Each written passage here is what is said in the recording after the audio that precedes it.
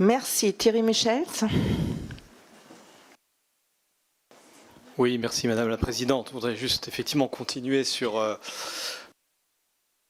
notre collègue. C'est vrai que les ambitions du pacte vert pour l'Europe et la neutralité carbone à l'horizon 2050 sont effectivement des objectifs considérables, mais effectivement, je pense qu'effectivement c'est sûr que c'est difficile, hein, mais peut-être parfois des choses que les choses sont pas nécessairement, on ne les fait pas parce que elles sont difficiles, mais on les fait pas parce que nous n'osons pas les faire et mettre en œuvre tous les moyens qu'il y a pour le faire.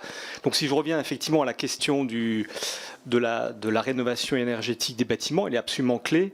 Et donc, je pense effectivement, il faudrait que nous ayons des objectifs beaucoup plus contraignants en la matière, parce que ça commence par se fixer des objectifs contraignants, parce qu'on sait que la pente est rude.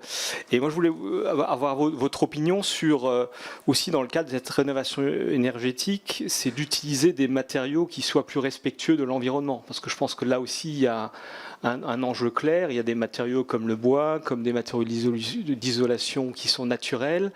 Et ça implique donc des transformations peut-être de notre énergie, des transformations de nos habitudes de construction. Donc j'aimerais vous entendre sur comment est-ce qu'on peut aider notre industrie à mener cette transformation.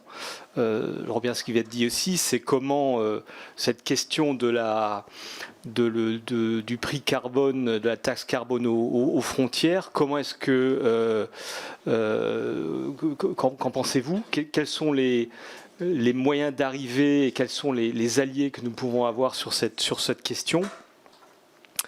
Un autre point important, c'est que dans tout ce que nous faisons, et nous avons une initiative ici en France de travailler vers l'évaluation climatique des lois qui sont votées à l'Assemblée.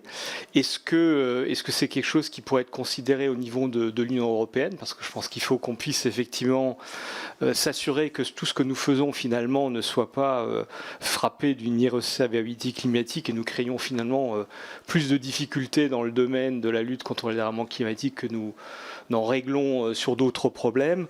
Et enfin, peut-être pour revenir à votre rôle par rapport aux océans, je pense que le rôle des océans est absolument clé dans le cadre de l'absorption du CO2. Moi, je pense que l'atteinte de la neutralité carbone à 2050, qui va être très difficile, va peut-être nécessiter aussi de trouver d'autres techniques d'absorption du CO2. Est-ce que vous pouvez nous dire un mot sur la recherche européenne en la matière et comment est-ce que vous voyez les potentiels de cette absorption du CO2 par les océans? Je vous remercie. Merci.